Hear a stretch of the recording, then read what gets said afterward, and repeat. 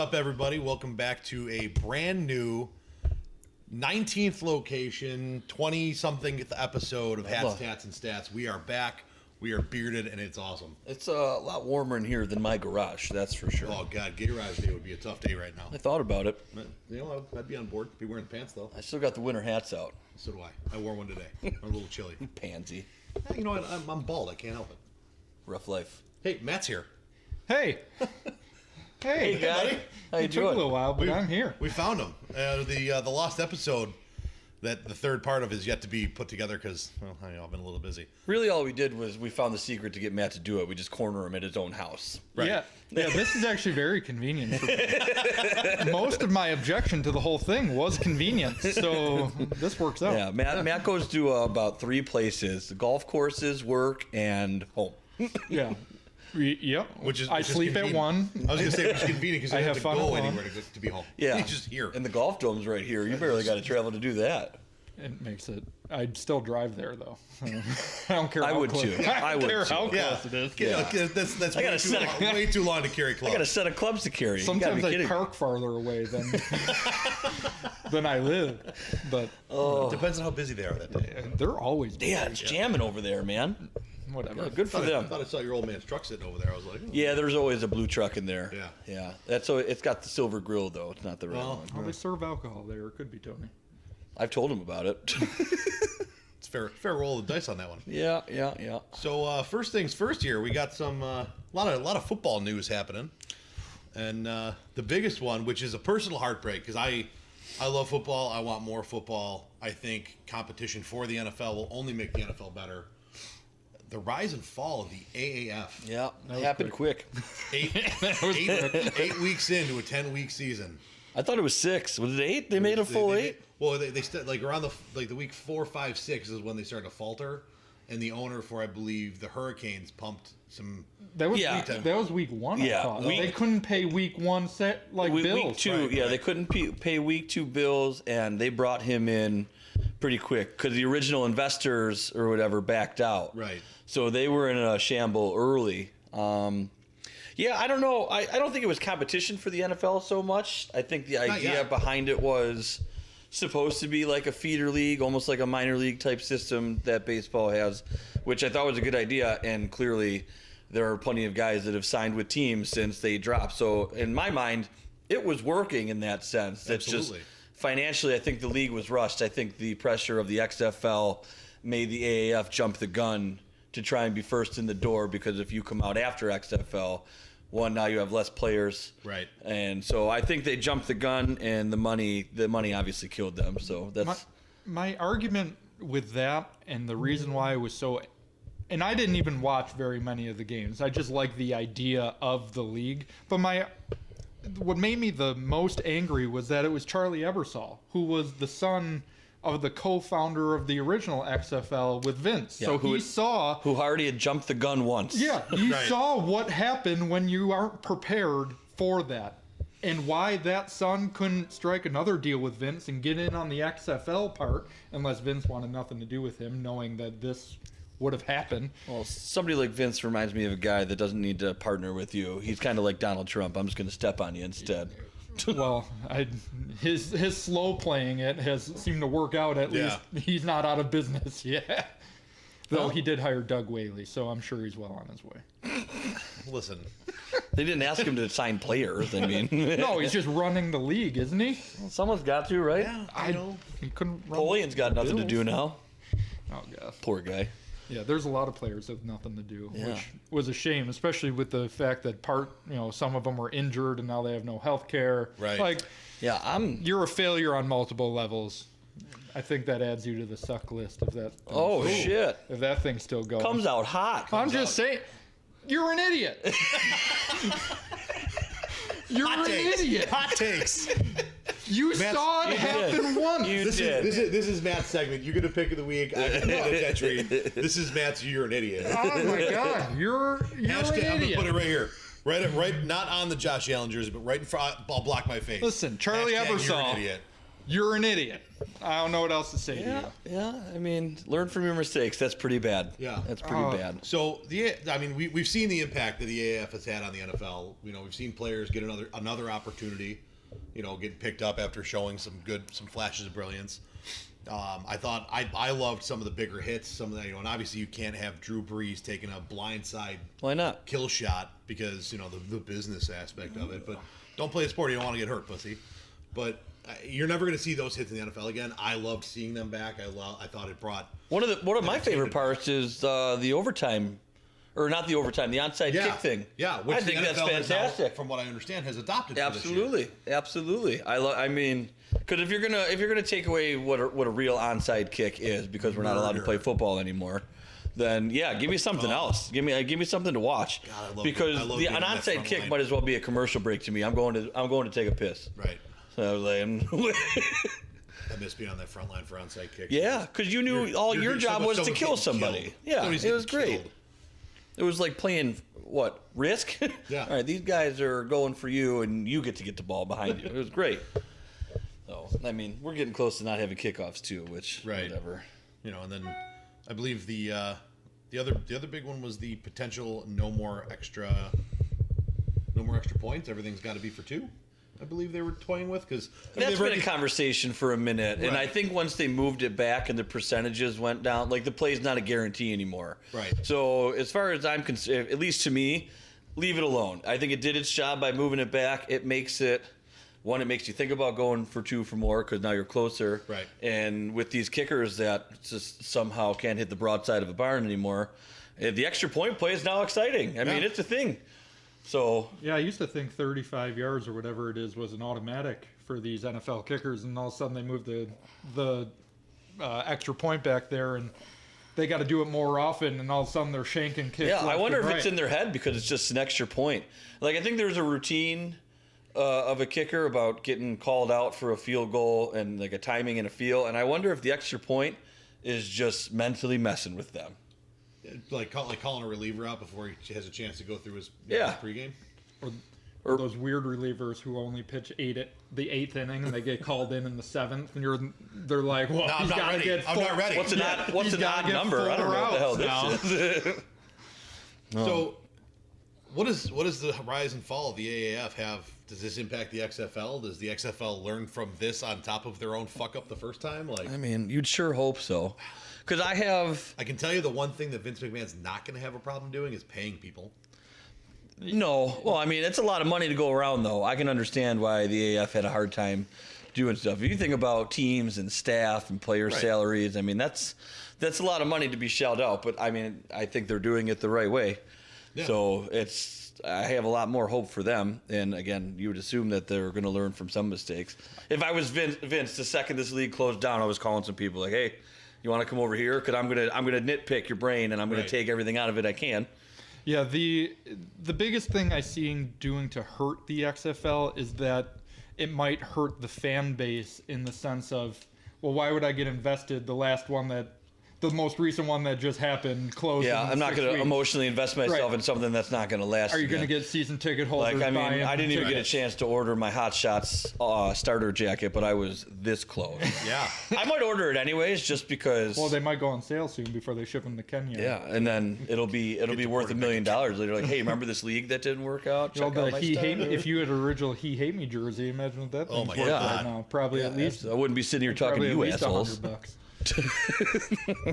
I want a He Hate Me jersey. If anybody has one, let me know. The interwebs. Yeah, God, go Google that. Yeah, I'm on it. Thanks, another big news. Finally, the retirement of Rob.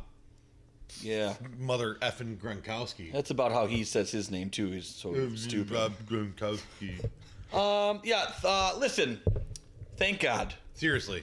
As Bills fans. Yeah, that's really it. I mean, he was great, and yeah, you want to hate him as much as possible. Yeah, but he was just so good. He was so good. He was dominant, but he played for the evil empire, and this is made of glass. This is the start of the demise of them, as far as I'm concerned. So, amen. Right. Goodbye. And I mean, even we could all agree that he had a couple big games this year, but aside from that, he was a glorified. Yeah, I mean, he's been riddled with injuries, but for somebody who's so dominant offensively, I feel like he never got enough credit for his blocking ability. Until this I year. think he would, because now there was nothing else to do, so it was finally shown. Yeah. But I mean, I got to give him credit for that too. The conversation about him being the greatest tight end of all time, I'm sorry, no. Is he up there? Without question. I'll put him in the conversation. Right.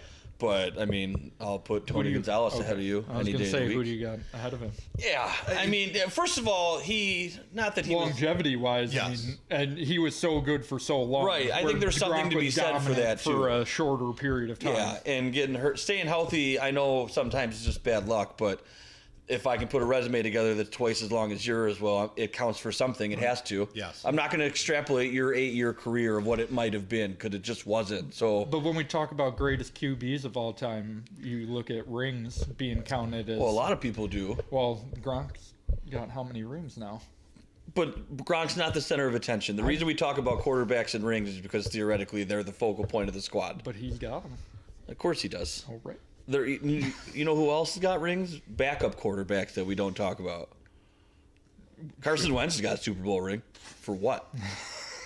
For Big Dick Nick. That's what. So one would argue that Gronk has got rings because of Tom Brady. If you want to, I mean, Right. I understand what you're saying, but I'm not going to have a ring conversation with the tight end. No. Sorry.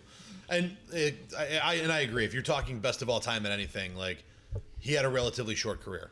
You know, especially when you're talking about some of the guys that are out there that have done it for. And there's another argument I'll make for you. He played with Tom Brady his whole career, who people will consider to be one of the greatest quarterbacks of all time. Tony G played for a handful of people on different teams. I mean, Because they weren't very good.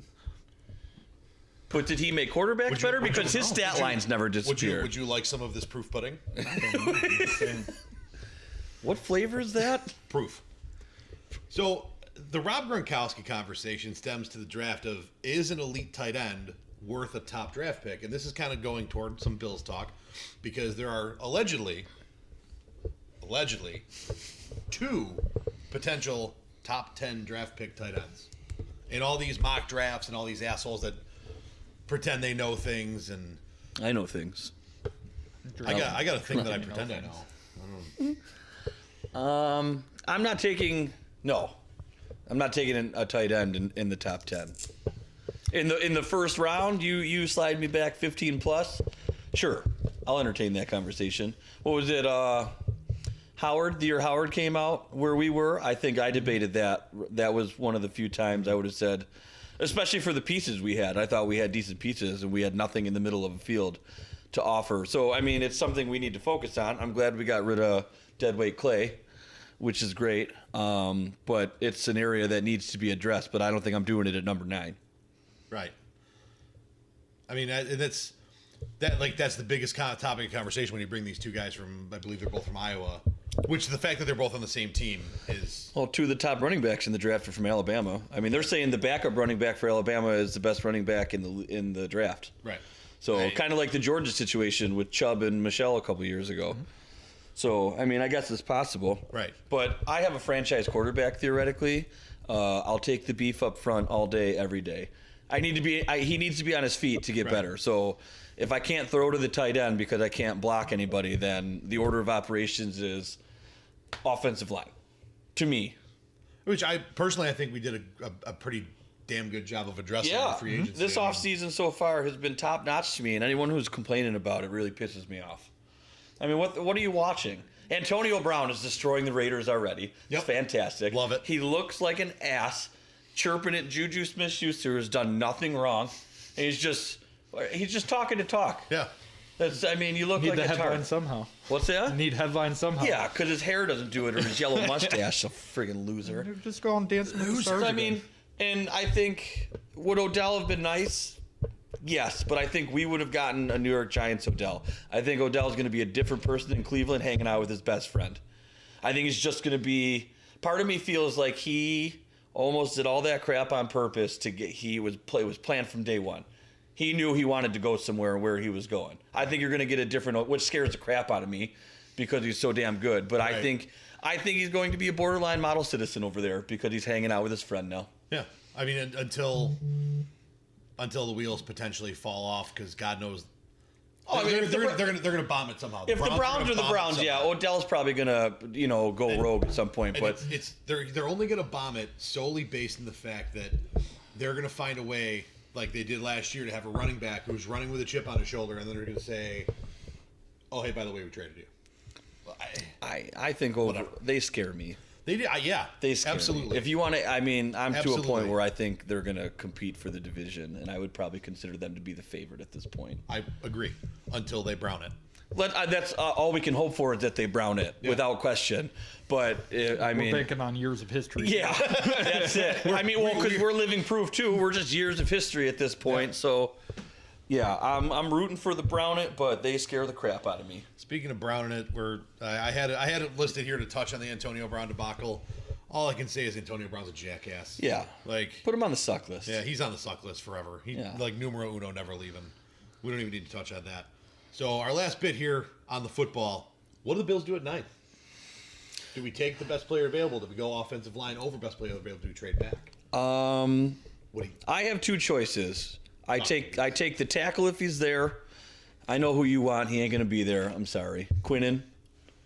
Oh no. He's the Quinnen Williams, the D tackle from Alabama. Oh no, that's not who. No, I wanted the offensive tackle from Alabama, Jonah Williams. I'm sorry. Okay. Well, I mean either him or Jawan Taylor from Florida, but I don't. If one of them is there, I'm taking them at 9. If neither one of them are, I'm entertaining going backwards. But I mean, could I just best player available? If it's not going to fill a need for me at this point, I don't think we're in a desperate position to go best player available. I think we have good pieces and we're close enough that says I need to fill my need over CJ Spiller. Yeah, you know what I mean? Because CJ Spiller was the best player available pick that year. Yeah, and while he had production, but there were holes to fill. I'm filling a hole this year, and if not, I'm loading up on more. Give me the more juice. My only fear is that if we go away from best player available, that we might pass up on a generational talent. Which the only reason that scares me is because we've done it in the past. So is everyone else. But that's also different regimes and guys who said, "Nah, to hell with this Arakpo guy." Who talk to me about Aaron Maben, like that. Yeah. But again, different regime. They've shown to be smart. They've shown to be intelligent. Yeah, I'm a big fan of Bean right now. I need like 3 more years of what Bean's doing, and I think we're going to be in a great place. By the way, I'm buying a Cole Beasley jersey. Oh my God! Did you see the tweet the other day? Yep.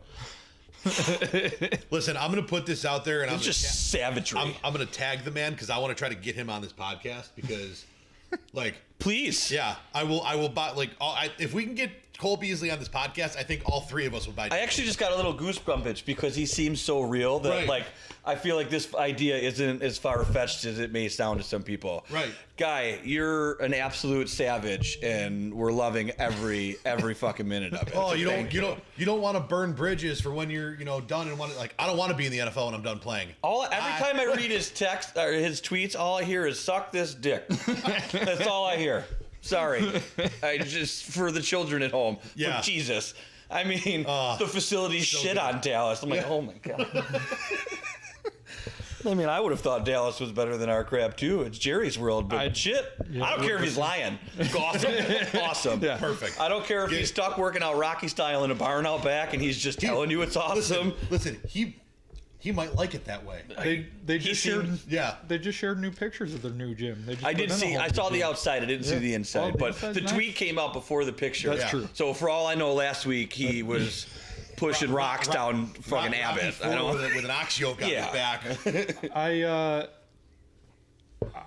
I'm taking a lineman, but I'm not picky as to offense or defense. Because if Ed Oliver's there, at 9, I'll agree with that. I'm taking him. We talked about that the other day too, because we do have a need at D tackle as far as I'm concerned, in a sense. And I mean, and anytime you get a pass rusher, if that's possible, I mean, though, pass rushers to me, they keep talking about it now in this passing league. It's quarterback on one side and a pass rusher on the other is what you're trying to get to cancel things out. So, yeah, I'm more on board with both sides of the line. That's fine with me. I will take a tight end at 9 if it means I don't take DK. I don't want Metcalf. I don't want him on my team. So give me Hawk If it means taking a tight end at 9, he better be the best tight end you've ever seen. But I'll take him at 9 if it's between that and Listen, DK. if nobody's knocking on the door for number 9 because they think whoever they want's going to be there at 15 or 17 or whatever, or yeah, I'd love to trade down if there's no. But if their options are a receiver or one of those 2 tight ends, what is it, Fant and Hawk? Mm-hmm. Yeah, give me one of those 2. Yeah, Yep. I just don't want to reach. No. And that's, to me, not that C.J. Spiller was a reach. He was worthy of the number, but it was the best player available we didn't need. So, in a tight end is not a is something we need. Yep. So I can justify that at least. I can at least say, listen, I got a huge hole here. So is he number 9 tight end? I don't know, but I don't want to find out at 15 when he's gone now. So Right. Sure, I can justify that if that's your rationale. Absolutely. Yeah, I don't want any part of DK Metcalf. I understand he's a physical freak, but He is a freak. Watch all of his highlights. I have yet to see him run a route. It's north and south, Yep. and he muscles up over people. His cone drill was slower than Tom Brady's. Yeah, it was a very slow. And Tom Brady's got the slowest feet on planet Earth. So that should tell you something. He's a physical specimen. But, I mean, that's takes a like lot- the it year takes we a lot drafted to that get guy that from from Indiana because he was right. tall. Like, no thanks. James Hardy? Hardy, thank you. Shout out to Greg Torlone, who's still rocking a Hardy jersey. Wow. Cool. No, I think he actually got it and traded it in for a McGee jersey, if I'm not mistaken. Even better. Way more good. Why don't you get a Travis Henry? Did Travis Henry wear that number on his jersey because that's how many kids he has, or did he surpass that? What was it, 22? Quick joke. I thought he was 20. Whatever, doesn't matter. Quick joke. 21? More No? than he should? No, I don't McGahee think- was 21. Yeah, McGahee was 20. 3? Or 23 Henry the was safety was 20, right? I don't Or was that Jones? Whatever. Who cares? Bottom line, somebody help me get Cole Beasley on this goddamn podcast. Yeah. We're gonna throw it at him for sure. But yes, please. Full circle. Can I have another? Like we're going to spam the shit out of him until he says yes. Or comes and punches me in the face. Well, I I'll was gonna take say, either one. let's be careful with the spam because I feel like he's throwing stuff out hot lately. So I'm not trying to be on the bad side. maybe one pleasant request. Listen, I threw a couple pleasant requests to Tre'Davious White and Josh Allen. Have yet to hear back. A little disappointed. all right. But We gotta keep poking. It's a new year. We're busy. Tomorrow's a good day to have a great day. So The off season. I think that's all on the football talk. Yeah, so let's we're going roll. to cut that, and we'll be back for some baseball talk.